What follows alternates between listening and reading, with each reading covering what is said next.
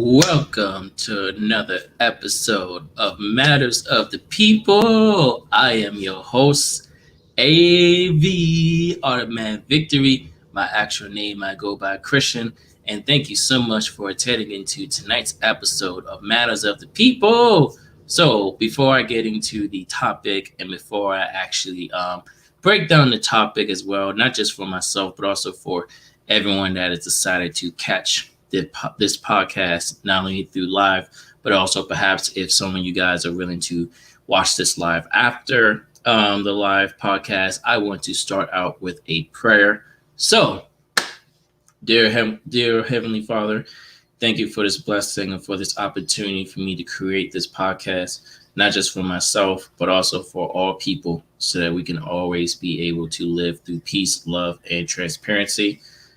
Lord Heavenly Father, Master of the Universe, I ask that you not only look after for those who are struggling right now in light of what has happened over the past few weeks, but I also ask that you look out for every single human being in the entire world and throughout the entire universe, because only through you, Heavenly Father, can you actually guide us the exact pathways, as well as teaching us and guiding us in terms of the right ways to live. Amen. Welcome to another segment of AV Automatic Victory.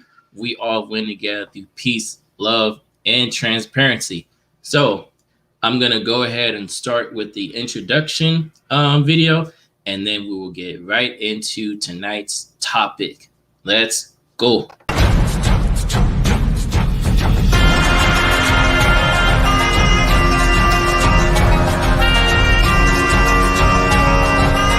AV Automatic Victory, where we all win together through peace, love, and transparency. Happy Thursday evening. Definitely not no Thursday. Definitely not no Thursday going on over here. Definitely nothing like that of sorts. So tonight's episode of Matters of the People is going to feature. I specifically titled this episode "The Bridge for Black Men and Black Women for them to be able to unite." What does it look like when we have more Black men and Black women uniting together? Not just in terms of them uniting in terms of fighting against forces that are always being against them. So, for example, white supremacy, white terrorism, social injustice. But also, what does it look like for a Black man, and what does it look like for more Black men and Black women to not just come together peacefully so that they can take care of those issues together, but also what does it look like to actually sustain healthy relationships and or bonds within each other? The last two episodes of Matters of the People, I actually specified in regards to the top 5 things that Black women need to do in order to make that happen. And I also did the opposite of that, where I actually did another live stream of the 5 things that Black men need to do in order to actually create the unification, or at least to maximize the bonds that, unfortunately, when you go to, say, like a Black man or a Black woman, case may be, we coexist, right? There's always like an interaction. However, the representation, or rather the likelihood of a Black man and a Black woman in regards to all of Black people is not generally good. It's not in a general great place. And particularly one of the reasons for this is because there's a lot of factors that come into play. So social engineering is a whole part of this. What is social engineering? So social engineering is the protocol. It is a dynamic power in where you have institutions promoting certain imagery or certain outlets, not just towards, Black people, but also towards all people within society in regards to, both positive and or negative stereotypes of a particular race or characteristics of a certain group of people. So a perfect example of social engineering is, for an example, a show such as Basketball Wives, Love and Hip Hop, Bad Girls Love, Flavor of Love, if you will. The common characteristic of that social engineering between those particular four shows is this: Black women tend to be more dysfunctional amongst each other. Black women only tend to go after, Black men only if they have like a certain status or a certain amount of money, and it goes vice versa as well.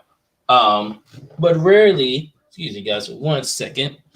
But rarely do we see the opposite. That there are some great good representations in regards to Black men and Black women actually being happy and being respectful. The problem is that we don't really see enough of it, right? We don't necessarily see great representations of Black love unless you're in a program where it's actually going to be known that they're actually going to display that and demonstrate that. And even if we do see great representations of Black love or just unification, so it doesn't necessarily have to be a Black man and Black women love each other. They could be best friends. They could be great coworkers. They could just simply be best friends, just be cool pals. You rarely see that just because of social engineering, which is one of the factors that goes into play of it. But this is why I decided to come up with this particular topic for tonight's episode, is because rather than me focusing on just Black women and only focus, or vice versa, or just focusing on what Black men need to do in this particular live stream, I want to talk about what are some of the solutions that both parties can do to actually just build just more peaceful, loving, and transparent bonds with each other. Because it's not as if every single Black man or Black woman has like a negative reaction towards each other, a case would be. However, it can definitely be improved more so in a much more positive direction. So let me start. Oops.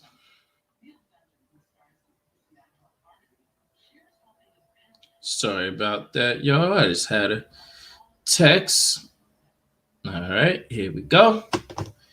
So why don't I start with, in my personal opinion, what exactly does, what does Black men and Black women uniting look like? So in me personally, Black men and Black women uniting together means that there is less dysfunction between, a partnership or marriage or a relationship. It's just less chaos, less dysfunction.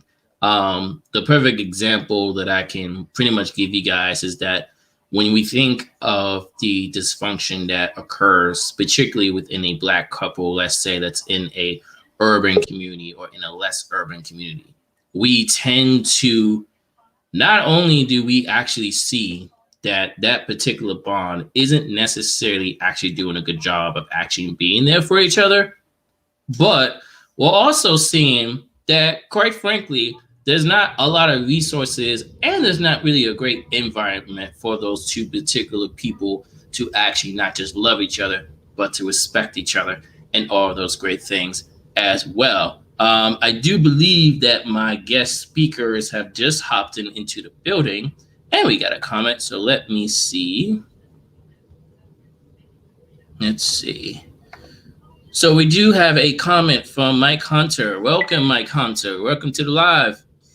We don't support that type of energy. How do you propose getting positive images of Black families accepted? Good question. Good question, Mike Hunter. And I will answer that question for you right now because I'm glad you asked me that question.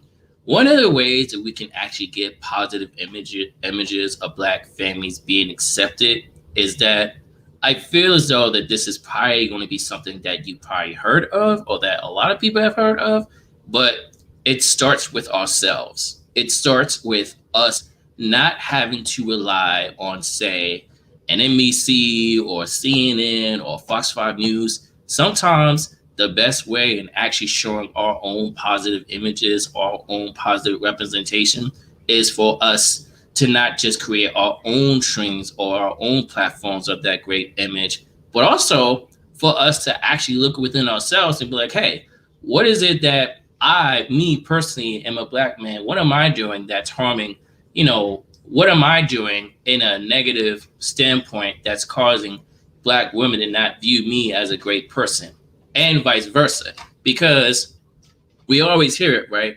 We always hear about, how, Black women are doing this and Black men are doing that. But rarely do we actually be accountable towards our own actions. So it's just really, really interesting to me that a lot of the podcasts and activists that I tend to see throughout the past, I would say ever since I was a young kid, they talk about the what of the issue, but they don't elaborate in terms of the solutions, in terms of how can we go from the what to dealing with the how. What exactly are the certain solutions or the certain tactics that we need to do, not just from an individualism aspect, but also from an all together aspect. But I do not want to keep my guests long, so please stick with me, Mike Hunter, because I'm about to introduce my guest speakers for tonight's episode. Please welcome to the podcast, Miss Amanda. Hello. How are you? I am good. Let me make sure that this audio is working, because let's see here. Because I know, can you hear me? I can hear you. Can you hear me? Okay, there we go. I can hear you. I can hear you perfect. How are you? How are you doing this lovely evening? I'm doing well. How are you doing? I am great. I am blessed. I am so excited that you decided to attend to my podcast. I really, really am excited. Because literally Tony gave me like the call a few minutes ago. It's like, hey, is it cool if my girlfriend hops on? Absolutely. More people the better. So I'm very, very happy that you are actually willing to not just interact with me, but also just to hop on here as well and allow me to take up some of your time. I don't want to take all of your time, but I do greatly appreciate it. It's an absolute pleasure. I think this is a great topic to discuss. And as a community, we need to have these types of conversations, because if not us, who will? Yes, absolutely. Absolutely. So I'm not sure if Tony's next to you, or because I know he texted me and was saying he was having some technical difficulties as well. But if you would like to introduce yourself to the guests, or tell me a little bit more about yourself and vice versa as well, we can start with that. Okay, so Tony unfortunately is not next to me. I'm actually at a different location, so hopefully we'll get on soon. Right. What should I share about myself? So I hold a bachelor's of arts with a dual major in government politics and public policy with concentrations in foreign policy. I am really politically minded. My lifelong passion is politics and policy, and discussing those and getting people, especially in our community, excited about the political system and understanding our votes matter. So I did tune in, I think it was about a week ago, to your podcast with Tony, and I thought you made some excellent points. Both of you did. So it's really great to be on and speak with you on it. What else would you like to know? Anything. You don't have to tell too much. Just because already right from the get-go, like I can pick up, like, and it's so funny how like you came on right on time, because it just felt like this magnificent, like, positive essence that, like, because I'm a very energetic person, so like as I was talking, I was like, okay, I sense like a really, really great energy coming amongst us. So it is so awesome. It is so awesome to just for you to actually be willing to actually hop on here and not just talk with me and Tony on this particular topic, but also just to talk to another person who cares about issues that, not just in terms of politics or criminal justice, for example, but just having these conversations. Because to your point, if we aren't even willing to actually have these conversations amongst ourselves, or at least try to get to the nitty gritty in terms of like, okay, what can I do as a Black man, or what can you do as a Black woman to actually make our relationships better, then it's like, what else? We can't just rely on everyone else or any other people group to be like, oh yeah, let's go this way. Like, no. No, absolutely. And to be honest, I feel like this also plays a role in the media that we're shown. The entertainment community really doesn't depict positive Black love. I've yet to see that in a number of films that I've been able to watch this year, and really even last year. We don't really see that. The role models our community has are great. They do their job, but they don't really speak to positive relationship, what Black love is, what love's supposed to be, what a marriage is supposed to look like.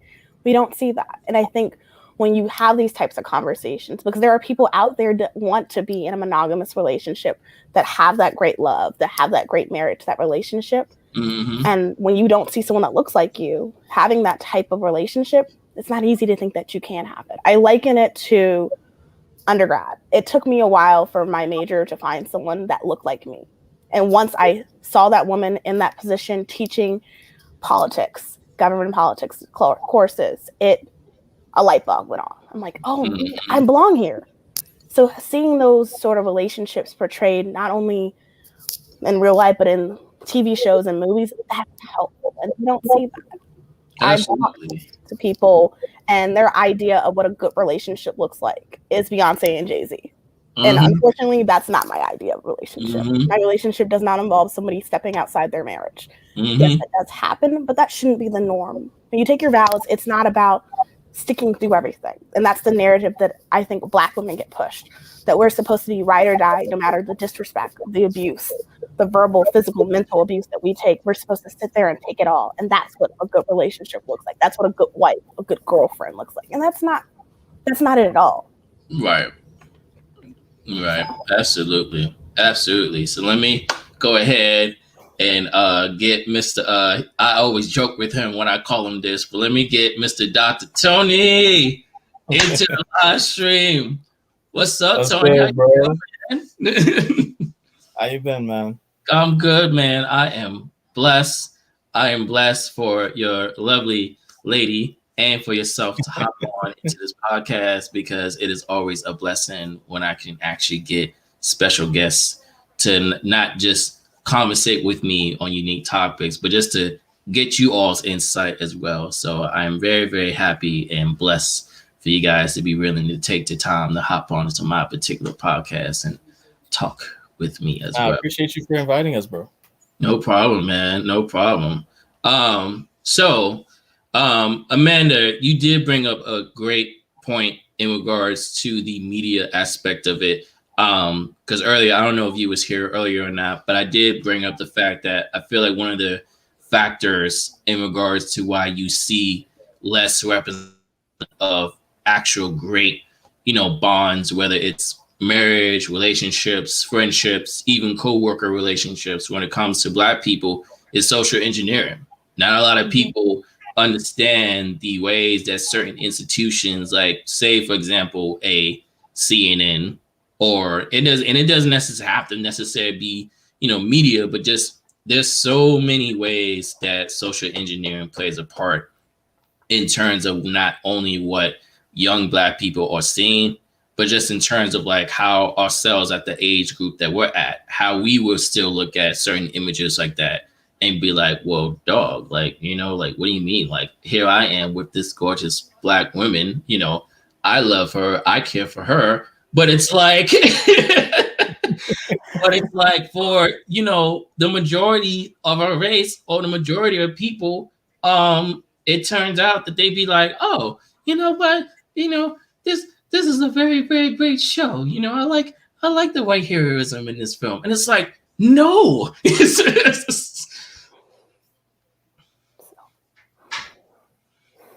want to go ahead, Amanda? You want to go first? You can go first, love. I think, honestly, I do personally feel like there's a lot of factors, especially in terms of the social environment for people. Because, when you're talking about a person who is being socialized in a certain manner, of course, there's people, depending on your level of privilege, depending on your skin color, where you live, who your parents are, who you surround yourself with, what you watch on TV, All of those things apply some kind of social pressure to like what you're thinking, what you're feeling, what you think you should feel, what you think you should be, how you think you should act. And so all of those things play a part. And so, you know, a lot of times like people like, you know, people want to talk about first of all, like parenting, you know, like if you want to talk about parenting, like if you want to, so there's this psychological experiment they did. It's called the Babanuk. I think it's like Babanuk experiment, where it's like a little, like, it's a big doll. And there's an experiment where the adult will go into the room. A child is in the next room looking at the person, and the adult will come and violently punch the doll. And then the child will be let into the room, and he will actually do the exact same thing he saw the parent do. And so they did this experiment with different age groups, boys, girls. It's like 78% or 68%, something like that. That most of them would reflect what they saw the adult do. And so when we talk about parenting, you can't just talk. You know, you got to live what you want your children to emulate, you know? And I think that's a lot of times where we see this problem, because it's a cycle. You know, if you grow up with, you know, a lot of times if you do grow up with parents who aren't really together, who aren't loving on each other, who aren't, you know, being kind to each other, you're going to see that. And most likely when you get into your own relationship, you're going to probably, you know, do the same thing that your parents did, because that's your only reference, you know? And then on top of that, if you're watching, like, you know, what Amanda said earlier, if you're only watching a whole bunch of, you know, movies and stuff and TV shows that don't show that either, boom, you have another reinforcement of, oh yeah, that's just normal, you know? And then on top of that, you have all these idols, again, to Amanda's point, where you have like Jay-Z and stuff. But of course you're gonna be bumping to their music, you know what I'm saying? You're gonna bump to the music and everything. But if you get into their personal lives, it's like, you know, their problems, their issues. And so the idea of also idolizing certain things on just like social media and stuff, where it's like, yeah, this is the Black couple, or this is, you know, goals or whatever. And it's like, yo, the actual reality of it is that, you know, there are issues. There are going to be bad days, good days, ups and downs, things that you're going to have tough conversations on. But I think what we really are lacking is just very healthy relationships in the Black community. And I think if we're able to, I mean, honestly, it's not enough to only have it in movies. It's not enough to only have it, like, it has to be everywhere. Everywhere you look, you got to have it in your parents, in your friends' parents, on TV, in music videos, in music lyrics. It has to be everywhere, or this narrative is not going to change. Mm-hmm. I agree. So a question for both of y'all: what solutions would you guys, you know, implement or recommend to say, maybe, you know, people like us that are actually trying to eradicate this issue? Or what other solutions what does Black men and Black women uniting look like to you guys? You know, do you feel like it's more so in terms of, you know, to what Amanda's point, in terms of actually creating more positive reinforcements in terms of what Black love looks like? You know, do you feel like it's more so in terms of like universal, to where not only are we seeing it on media, but we're seeing it through our families, we're seeing it through, you know, our friends, we're seeing it through, you know, the people that we might admire, or a case may be? Or could it be other factors that, you know, or other solutions that we can actually go about with this particular problem as well? Amanda? I think it's a multifaceted solution. It comes down to a multi-pronged approach. You cannot just rely on media to show you what love's supposed to be like. It comes from the family. It comes from people realizing that when you have children, and it really shouldn't take to have children to be decent people, but when you have children, they emulate what they see. Mm-hmm. So if they see their father not treating their mother right, they're going to pick someone that's going to act like their father. It statistically has shown that people pick partners that are like their parents. So you need to emulate that. You as a man are the first man that your daughter sees. So you need to show her the type of man you want her to be with. You as a woman, you need to act like the type of woman you want your son to be with. they're going to pick someone similar to you. So you need to decide what type of person you're going to be. And it also comes from recognizing the differences in privilege and oppression. So I'm going to reference Dr. Kimberly Crenshaw. I think she's absolutely amazing. But she created this term where you examine social identity and realize that social identity is not separate entities. They actually overlap to create unique populations that have shared experiences. So you as a Black man are going to have a different experience than me as a Black woman. You're oppressed for being Black, but you're not oppressed for being a man. You have privilege. As a woman, I'm oppressed for being a woman. I'm oppressed for being Black. You have to understand that. You have to have these conversations. There needs to be an understanding between both genders, to understand how we can move forward. Because right now I see a lack of understanding on both sides. There are angry Black women, there are angry Black men. And the only way to heal that is to have a conversation where you lay your cards on the table and you take criticism, because both sides have done things to the other side and they need to be able to talk about it. Ooh. Listen, y'all, look, man, you got me snapping my fingers over here. I like what you said, because rarely, I feel like a part of that comes in terms of like accountability as well, because it's unique to me in terms of how much many entertainers and let's just take out the media out for a second. It's fascinating to me in terms of how many people in general will be coming out of the cut or just be out in front in terms of things and say things like, oh, we need to do this, or Black men need to do this, or Black women need to do this, and things of that nature. And although they might actually have the right, true, great intentions in actually speaking it out, my thing is, if you're not looking yourself in the mirror, or at least if you're not making yourself accountable in terms of like, okay, what do I need to do to make it so that I can actually put this knowledge not only for myself, but also towards, Black women within my family, Black women and Black men within like my peers or the people that I care about, then it's like, how in the world do you expect the entire race to actually get to a much more better progress, if you will? Because one of the reasons why I feel like there's so much like dysfunction, or rather not necessarily dysfunction, but why there's so much like toxicity in regards to just Black couples in general, is because, to your point, Tony, it's so much more ways for people to just look at things from the negative perspective rather than the positive perspective, right? So it's kind of like, think of it as like, if you have, say, if you're building a new house, right? And let's say that new house is built and you got some new, people that's looking at the house, or the case would be, and they ask, the realtor who's trying to sell the property, they're like, well, hey, really love the property, when was it built, X, Y, and Z. The minute the realtor says something about a crime or something about a negative aspect, and it might not be something small, it might not be something big, it might just something teeny small, rather than actually be like, okay, it has these particular issues, but we can work with it. People just run with it. They go with that negative perspective. They go with that negative aspect and be like, you know what? I'm not going to do it.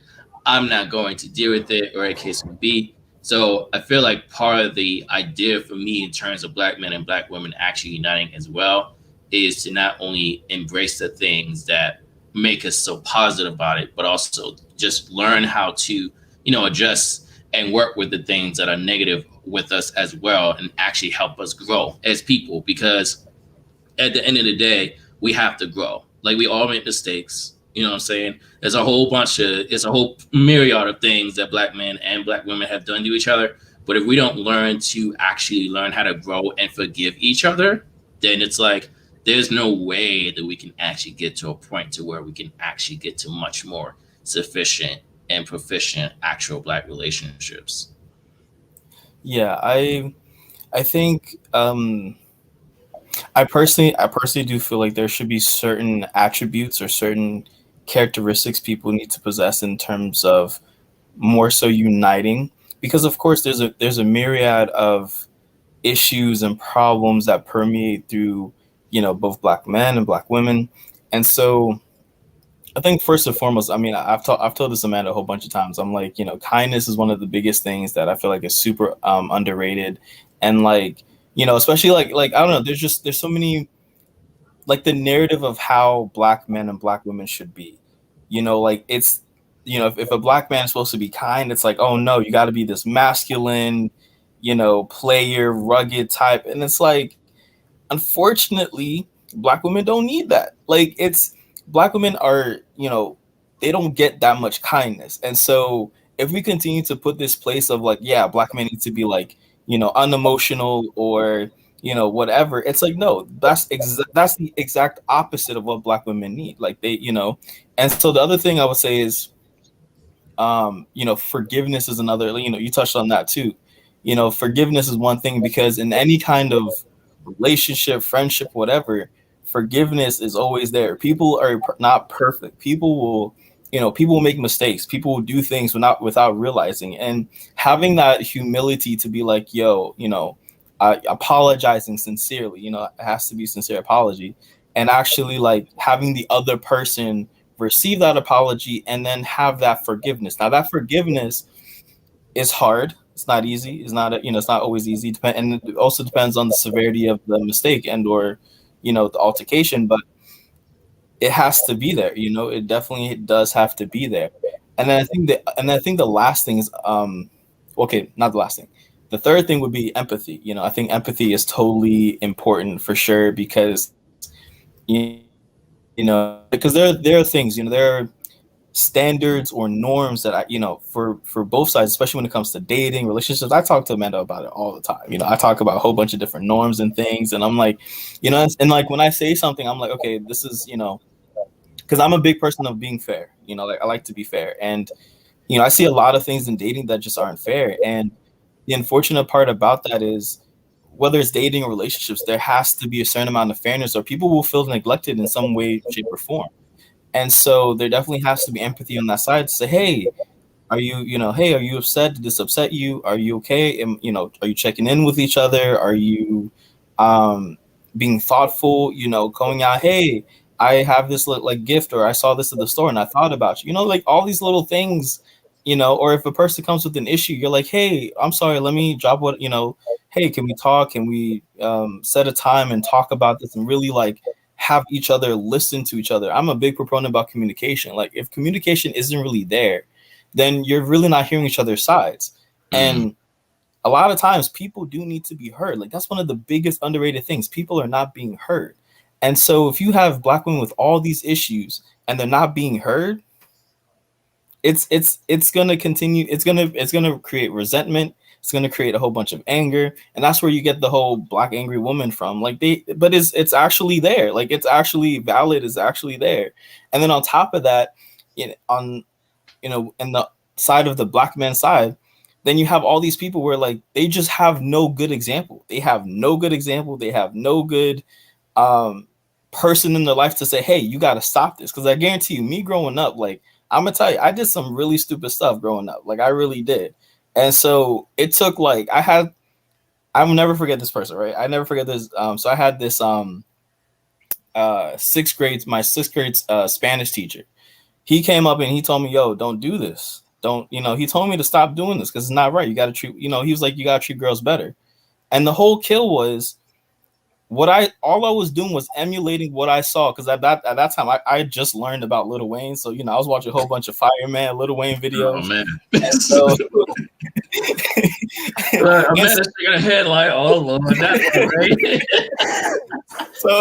So you know I was just copying what I saw them do, because apparently you know you see it on there and you're like, yo, the women, you know, the women on the videos love it. He's fine by it. No one's saying nothing about it. But if you go and do that in the real world, it's not cool. You know what I mean? So I'm glad I had people in my life growing up that are like, hey, stop, don't do this. This isn't cool.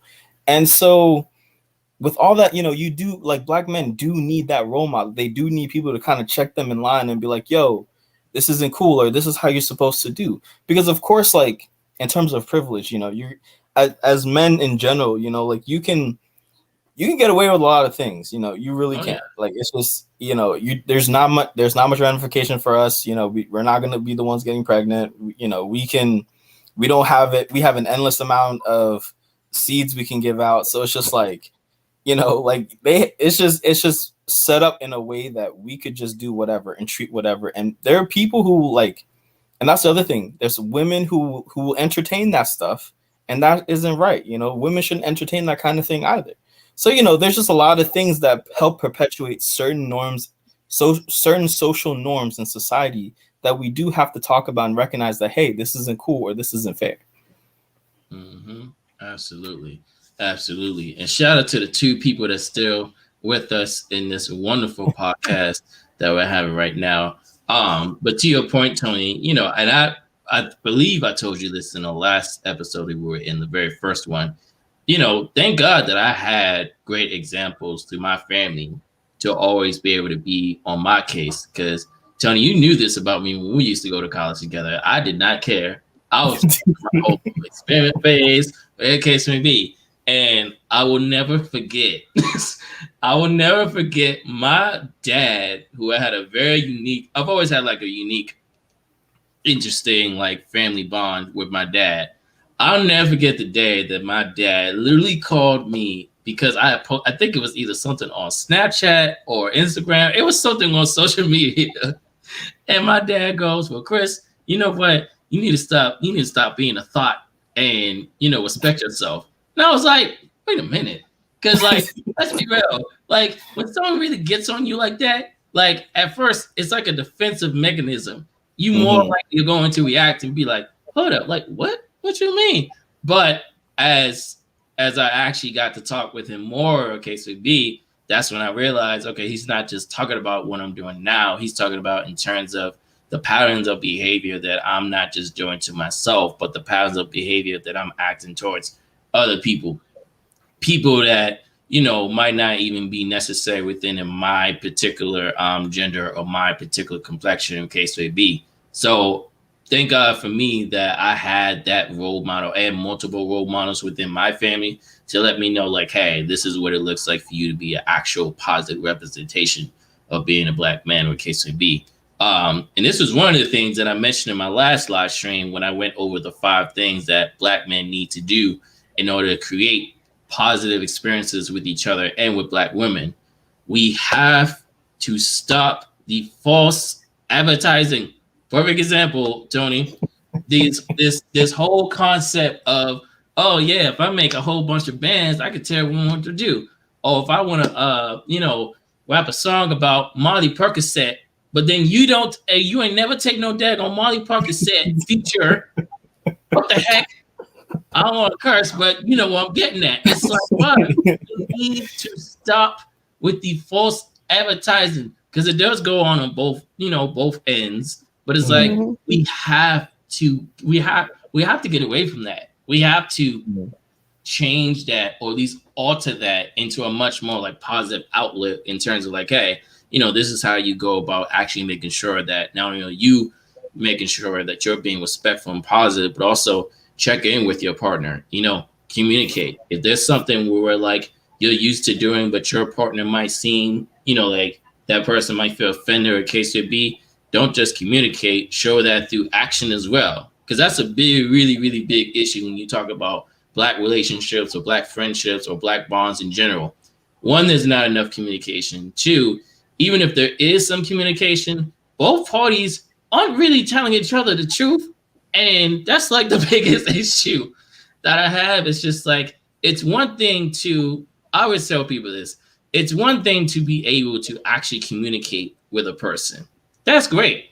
But if you don't have that comprehension though, oh my God, I ain't about to preach, but my fingers out here. It's just, you know, that's just one of the main reasons why it makes me cringe as a young Black male who actually thinks over the things in terms of things that I can improve on or things that I need to improve on, not just for myself, but also for other Black people, especially within Black bonds or the case may be. Because I can guarantee you that if I was actually went to, like, say, go up to another Black man or another Black woman, if I asked them this exact same question in terms of like, hey, you know, how do you feel? What solutions do you feel? You know, what solutions do you feel would work for more Black men and Black women to actually, you know, unify together? They probably look at me like, what the heck are you talking about, Mo? The heck are you talking about, Slim? Like, what you mean? What you mean, cuz? Like, what the? That's crazy. It's crazy. No, it is. It is. I think. Okay, I do want to ask this of Amanda. What social norms do you think perpetuate from Black women? Mm-hmm. The beauty standard. Instagram, what you see models look like.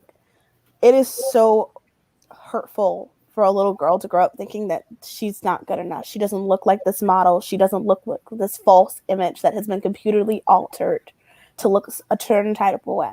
Because then when they get older, they start dating and they have guys come up to them to tell them, hey, why don't you look like this? Why don't you look like this Instagram model? Why don't you look like this girl in the magazine? That hurts. And then they're going to try to do something to make themselves look like that. And I think it's important to make everybody feel that they are perfect the way they are, first and foremost, as well as better male role models. I'm going to touch on Future. For the life of me, as a woman, I cannot understand why any woman in their right mind would still want to date, be around, be with physically Future. He has demonstrated to be careless with his bodies. He has all these kids.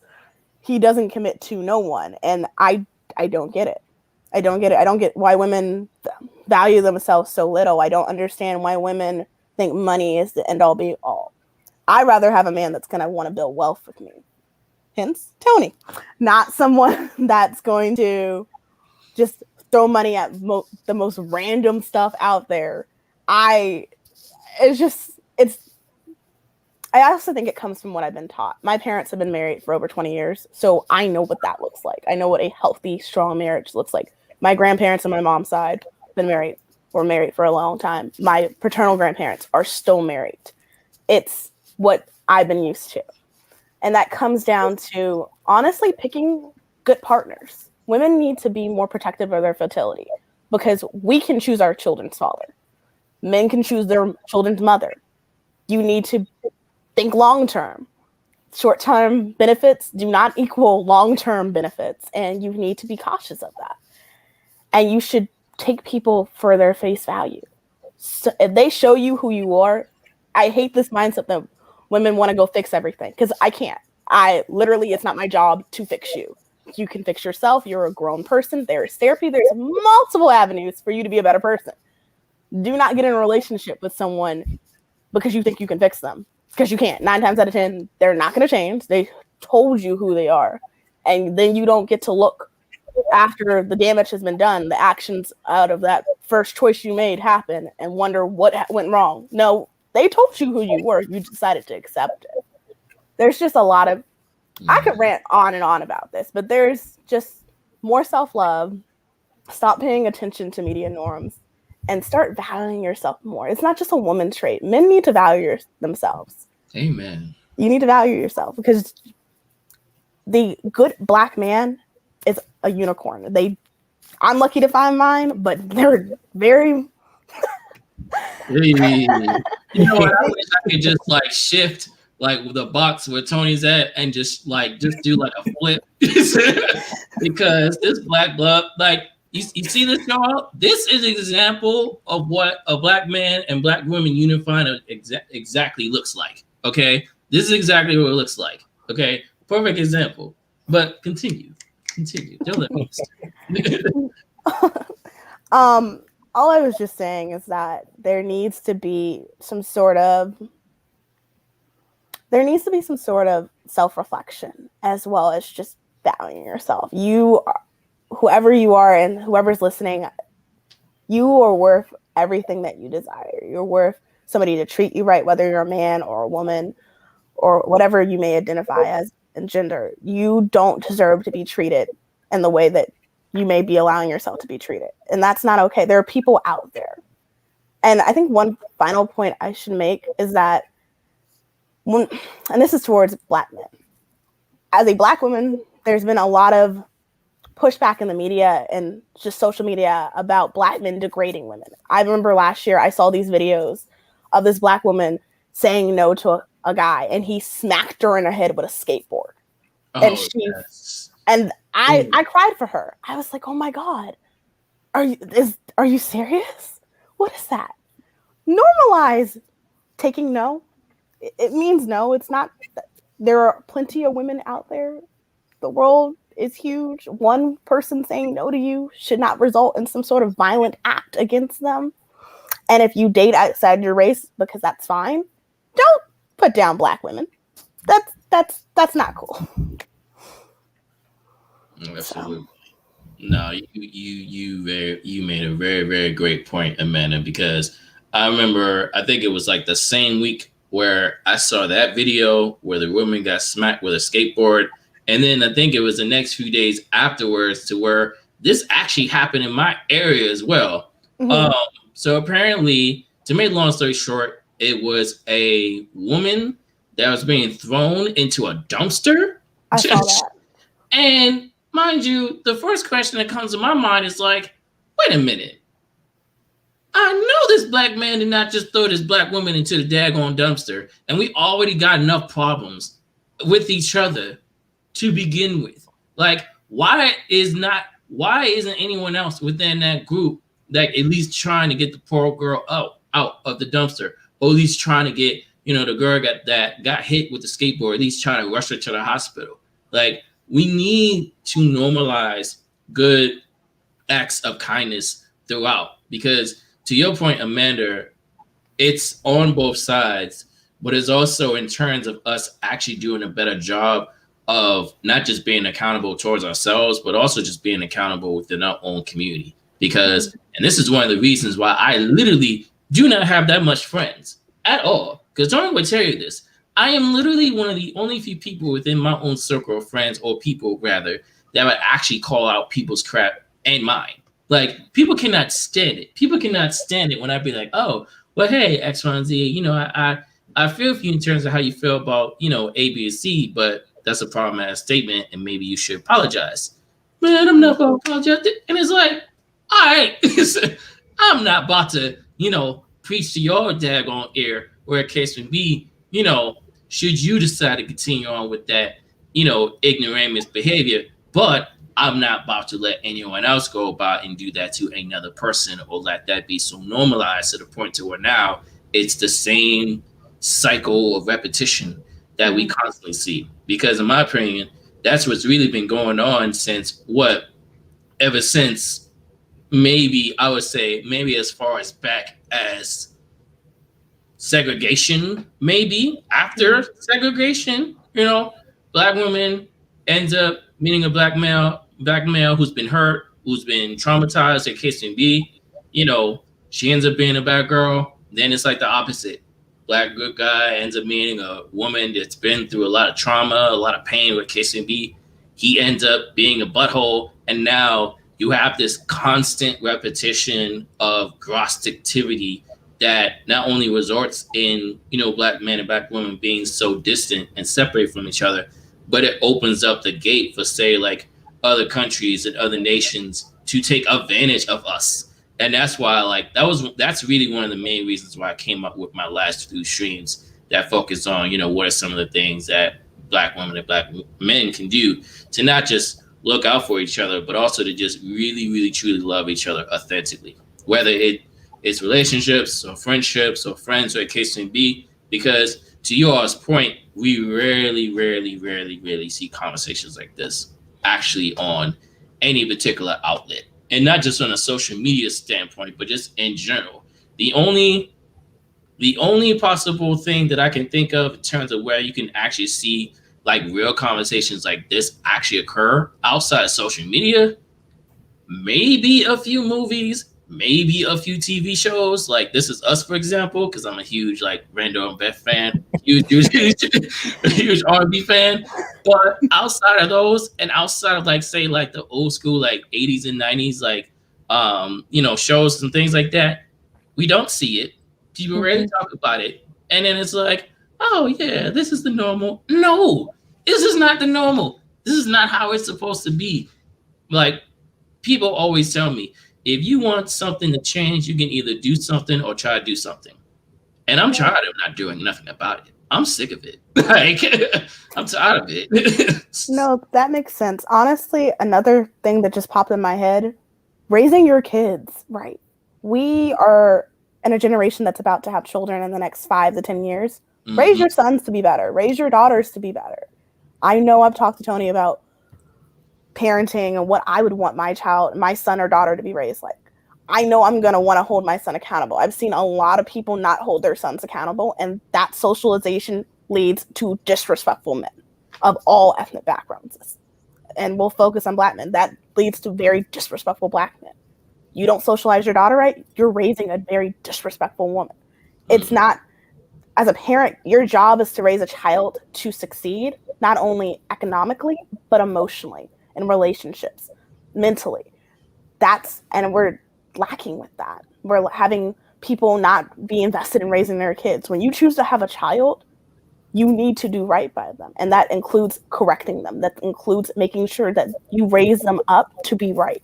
I'm never going to accept a child of mine being disrespectful to anybody, especially if they're a son of another Black woman, or if they're a daughter, another Black man. I'm not going to accept that, because respect is key. You should basically always give someone basic respect, and nobody does that anymore. And it's sad. It's really sad. Yeah, I think excuse me, we definitely had lots of conversations about that for sure. One thing I did fight on Amanda for was and Chris knows this about me. One thing about me is I love to be real with people, and I love to say the truth. And one of the things about raising people is that, especially daughters, because that's one thing, like, I think about, excuse me, as like someone who's thinking about having a family and thinking about like, wanting a daughter one day. It's like, I know the people in the world. I know how the world works. And I know for a fact that by the time my daughter hits puberty, like that 5th grade, 6th grade level, like, I know for a fact I got to teach her about the world. Because if me and Amanda don't do that, the world will do that. And honestly, and one of the things about me is I like to listen to people. And I've listened to so many stories of domestic violence, relationship violence, and just outright random people on the street violence. Like, it's there. It's not, and unfortunately, it's not going away anytime soon. And so with that being said, we do have to, as we're trying to fix the issues of the world, fix the issues of the Black community, we also do need to teach them that, hey, this is there. You have to be cognizant of this. You have to be able to make sound decisions growing up, because if not, people will take advantage of you. Ignorance, it's like when I hear people are, or at least kids are, sheltered, it's a nice life until the world hits you. Like, once the world hits you, there's so many ramifications that people don't foresee. Like, you'll have your whole worldview will be shaped, will be changed, like that perception. And it's really hard to get over those things those traumas you've had in the past. And so that's one thing I can never allow my daughter to be, is sheltered. Like, because that, like, I'm gonna teach her how to kickbox, like boxing, whatever. She gonna have a strong right hook. Like, I'm telling you, like, she gonna knock people with just, flick of the wrist. But she also has to understand, like, certain situations and certain people, like, she definitely has to have that knowledge of the world. And then likewise, same thing with having, like, thinking about having a son as well. It's like, I could tell him whatever. I could tell him X, Y, and Z. But if I don't treat Amanda right, he gonna see that. You know what I'm saying? He's going to see that. So all the yapping I'll be doing won't do any justice, won't do anything. And so, that's definitely my take on thinking about like how to raise kids, like how to raise like, because I mean, and they're kids, they're kids. They're born without knowledge. They're born without ignorance. They're born without all these things. And it's literally the parents' job to give them that knowledge, that socialization, the respect, the kindness, the empathy, all those things, just so that when they go out into the world on their own, because honestly, the whole 18, of course, Amanda's like, yeah, if you're 18, you're not really adult, whatever. And I'm like, but wow. Okay. Hold on. But wait, I'll say this. It's a good thing I got my wine right here because people about to get out here. No, but I'll say this because honestly, like a lot of people who are 18 aren't really like they're not that mature.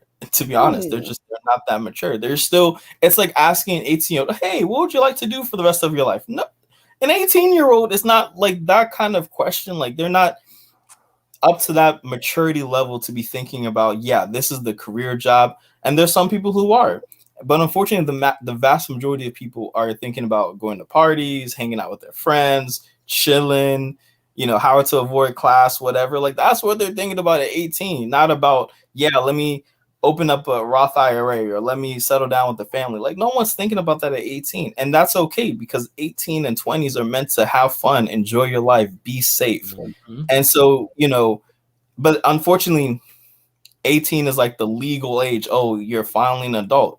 But at that point, we can't save them. If they do a crime, if they do something, they will be charged as an adult. So by that time, we do have to make sure that they are at least respectful enough, kind enough, be able to be a normal person of society where if after 18 we let them go, we can be safe at home, chilling, drinking hot chocolate and tea and knowing that our kids are good. Okay. Amanda. So Tony and I come from two different ethnic backgrounds. I am Black American, so I have a Black community, Black American upbringing. 18, what? No, you are an adult in the legal sense, but emotionally you are still a child. My parents still had rules for me. They still set that ground rules. Yes, I had more freedoms than what I did at 15 and 16, but I still had rules. I still had my parents showing me my way. So I think the idea of letting your 18-year-old go loose in the world, you're going to end up with something you do not want whatsoever. And you still have to parent them. Parenting doesn't end the minute you turn 19. It is just some arbitrary legal age that people give to be able to vote, to do certain things. Your brain doesn't stop developing at least into your 20s, mid-20s. So you still need to parent your child. You shouldn't, as a parent, you shouldn't be like, okay, 18-year-old, go out in the world. You're on your own. Do whatever you want. If you have consequences, you have consequences. That's poor parenting in my book. Yes, you can evolve your parenting as your child ages, and you know your child best. If they're more mature than other 18-year-olds, then it evolves more. But hands-off, free-range parenting, I could never be for that. That's just not me. That's not how I've grown up. I've seen what my parents have done with my sister and I, and it's worked because here I am now doing what I'm doing and professionally, my goals in life and everything. So I think that hands-off approach, I'm not for that. And I think we might have to go back to the drawing board for 18. I will say this because, I think me and Chris knows this pretty well. College, crazy things happen in college. We've seen some crazy things. See, I'm glad I didn't meet you in college. I'm glad. I mean, okay, honestly, right, but it's true. Right, that's real. No cap. We've seen some crazy things, and the other thing about it is that when you're 18, teens, people in college, they are going to be exposed to so many different things, and I think definitely by that time, because I used to be a student orientation leader, so I used to be the ones that once the, parents hand off their child at 18, I'm the one who has to, show them the ropes of college, what to do, what not to do, little, tips and tricks about how to stay safe. And so a lot of times when I talk to them, it's just like, honestly, they're really cool people. But at the same time, like, I've met people who are just like super, like they know, like, yeah, I'm not going to be in this situation. I'm not going to be in this situation. And other people are like, you know what? I'm just going to go to every party and hang out with this random dude and go home with this random dude. And I'm like, yo, hey, whoa, hold up. Stop right there. So I have the whole range of people. And I think one of the things is, by the time they do go off to college, because at some point they will go off to college. It could be close to home. It could not be close to home. And I definitely feel like, we're, as parents, you're never going to stop worrying. You're never going to stop worrying about your child. You're never going to stop thinking about them, how to, be in their lives, how to make sure that they're doing the right thing. That never stops.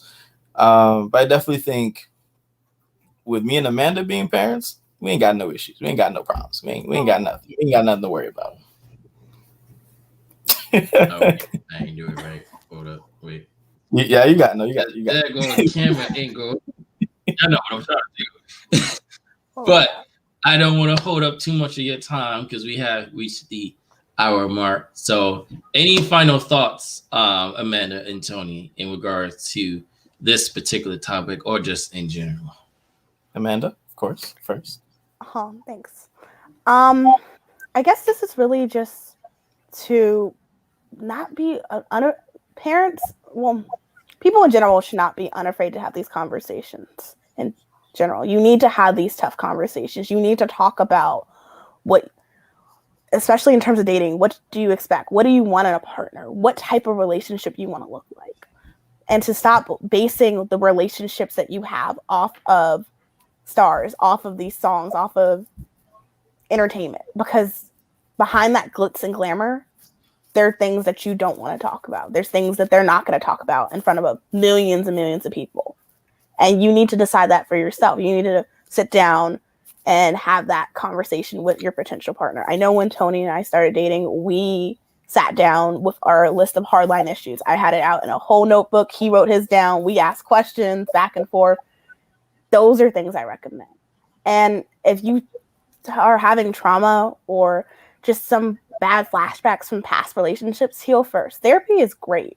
Go to therapy. Get those worked out. Don't put your emotional trauma on another person. That's unfair. So. Yeah. Honestly, I will say that,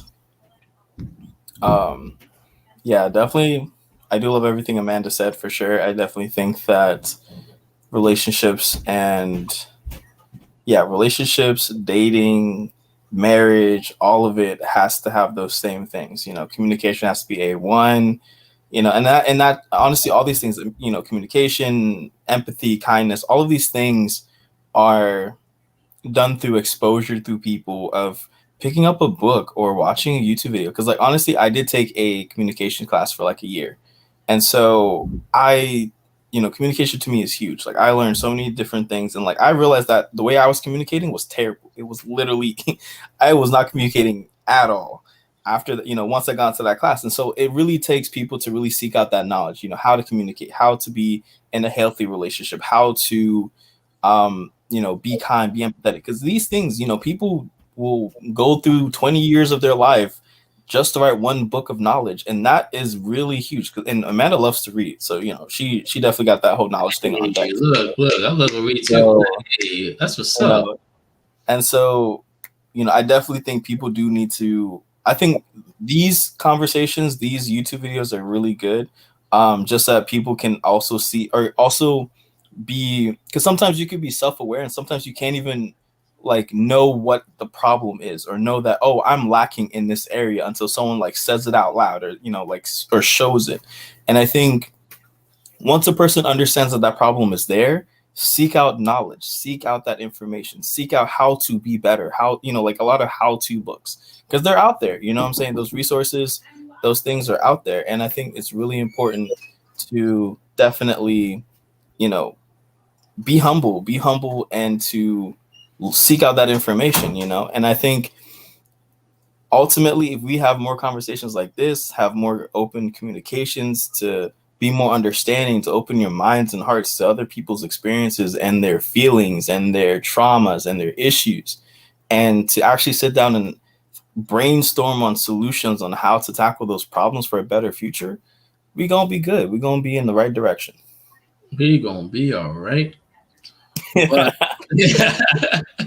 but no, my as far as my final thoughts, everyone, y'all pretty much said everything that I pretty much had in my mind throughout the entire night. I think for me, it's just not just having a conversation, but also just not being afraid to not just have the conversation, but also in taking the action.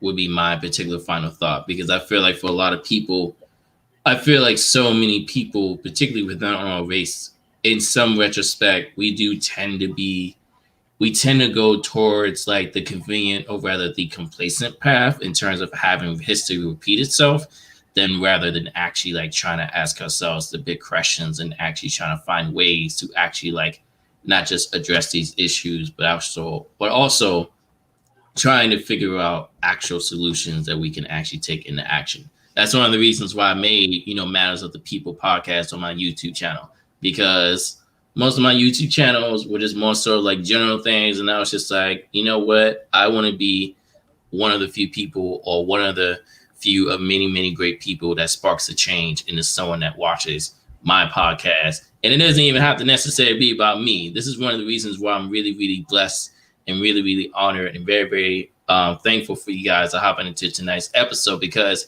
we need more interaction. We need more collaboration so that we can actually help people out there actually understand in terms of the issues that people are going through and all that great jazz.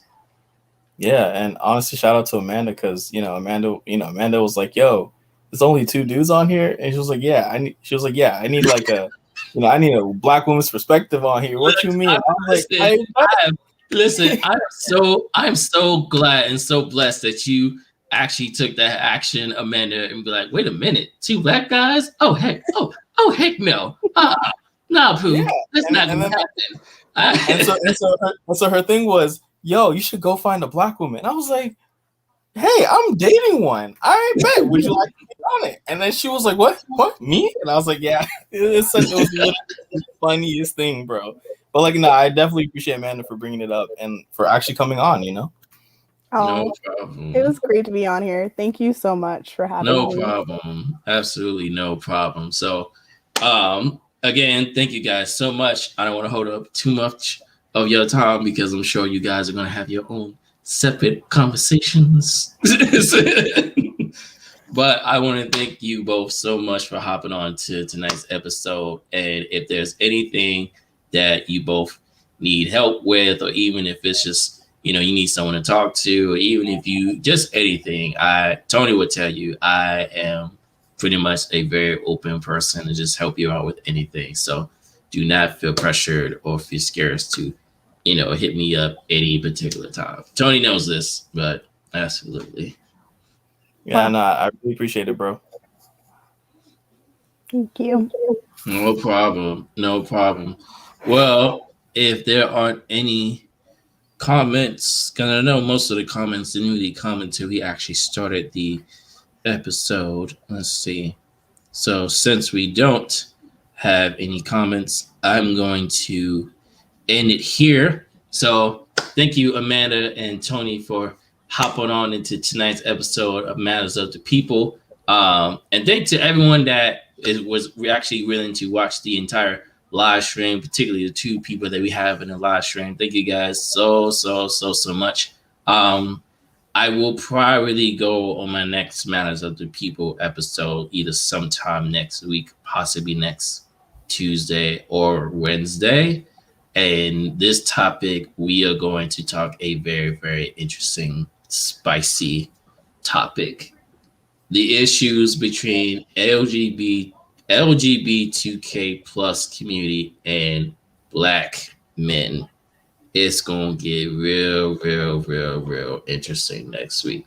So if you guys would love to be guest speakers for that particular topic as well, y'all are more than welcome to come, because I feel like it is a very, very hot topic that needs to be addressed. There has to be a way to where we can actually get both sides to at least respect each other and not be on that nonsense of, oh no, I'm not doing that. Oh no, you need to go on the change. Like, no, we gotta address it. We gotta address it.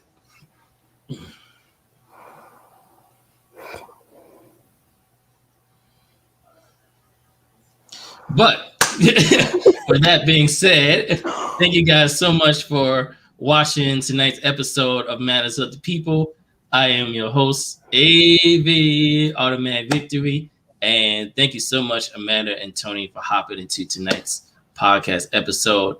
And for more Automatic Victory content, please be sure to like, comment, and subscribe to the channel if you are new. Tony and Amanda, if you guys are comfortable with people, you guys have any Instagram, social medias or anywhere where people can actually find you guys, because I'm sure it's going to be a whole bunch of people that's going to be like, yeah, Amanda, she was dope, man. She was telling the truth. Or vice versa. Like, yo, Tony, Dr. Tony, my leg hurt. This dude. Honestly, look me up on Tony the Tiger, Triple Y and Triple R. Hey. Well, unfortunately, I cannot give out my social medias. Oh, no. Understandable. You do not have to do it right. I would not going to force anybody to do something that they would not want to. So I'm going to end it here. You two lovely lovebirds enjoy the rest of your evening. And I will see the rest of you all in the very, very next episode of Matters of the People next week. So take care, you guys. Stay blessed, and without question, always remember to live through peace, love, and transparency. Love you guys, and I'll see you guys next week. All right, see you, bro. Yeah. Bye.